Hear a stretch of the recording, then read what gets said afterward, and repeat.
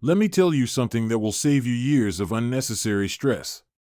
Not everyone who ignores your email hates you. Not every manager who gives you feedback thinks you're incompetent. Not every coworker who doesn't invite you to lunch is plotting against you. And no, Karen's bad attitude at 8 o'clock in the morning is not automatically your emotional responsibility. Here's the truth. Most of us walk into work carrying an invisible backpack full of old experiences. Every criticism, every rejection, every difficult boss, every toxic workplace, we carry all of it with us. Then something small happens, and suddenly we're reacting to 10 years of hurt instead of one 5-minute interaction. If that's been you, this video is going to change how you look at work forever. Because today we're replacing one destructive habit with one incredibly powerful mindset. Stop taking it personally. Start taking it as information. Let's talk about it. Here's a question. Have you ever received a one-line email that simply said, "Please see me"? And before you even stood up, you'd already convinced yourself you were getting fired? Meanwhile, your manager just wanted to ask where you ordered that amazing barbecue from. Our brains love writing dramatic stories with almost no evidence. Someone doesn't smile. They're mad at me. Someone challenges your idea. They think I'm stupid. Someone gets promoted. I must not be good enough. Slow down. Your first emotional reaction is often just your brain trying to protect you, not report reality. Instead of asking, "Why don't they like me?" ask, "What information do I actually have?" Those are two very different questions. One creates anxiety. The other creates clarity. Here's something I wish every professional understood. Receiving criticism does not mean you are a failure. It means someone gave you data. That's it. Imagine your GPS. If you miss a turn, it doesn't start insulting you.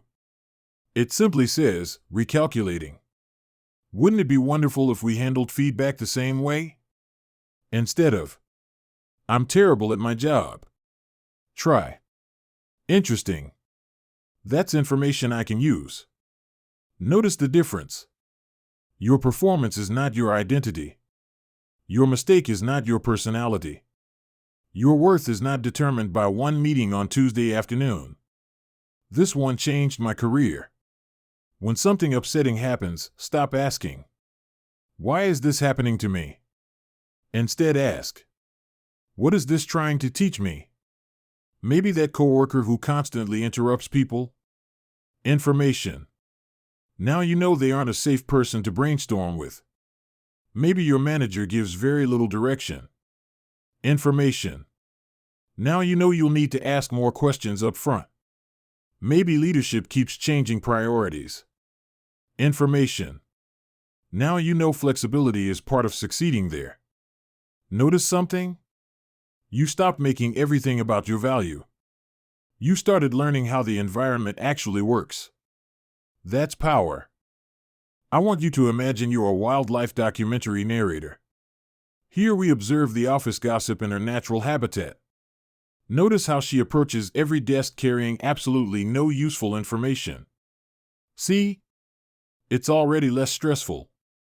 Instead of absorbing everyone's behavior, observe it. Patterns tell you far more than emotions ever will. Who keeps their promises? Who disappears when accountability arrives? Who only calls when they need something? Who celebrates your wins? Who competes with everyone? That isn't personal. That's intelligence gathering. You're learning the landscape, not becoming part of the drama.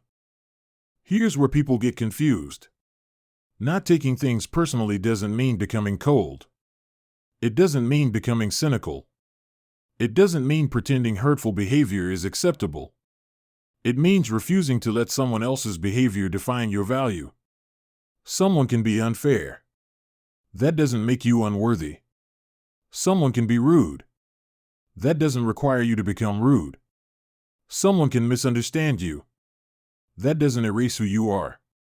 Protect your peace by remembering this. Other people's behavior is often a reflection of what's happening inside them. not proof of what's wrong with you. Here's the mindset I want you to carry into work tomorrow. Every interaction gives you one of two things: either confirmation or information. If people treat you with respect, wonderful. That's confirmation. If they don't, that's information. Information helps you decide who to trust, who to collaborate with, who to set boundaries with, who deserves access to your energy. Stop collecting offenses. Start collecting observations. Because emotionally intelligent people don't spend all day asking, "Why did they do that to me?" They quietly ask, "What does this tell me?" That simple shift can save your confidence, protect your peace, and make you far wiser at work. If this message helped you see workplace challenges a little differently, subscribe to the channel for more practical wisdom on navigating difficult workplaces with confidence, emotional intelligence, and just enough humor to keep your sanity. And remember, you don't have to personalize every experience. Sometimes it's just information. Use it wisely.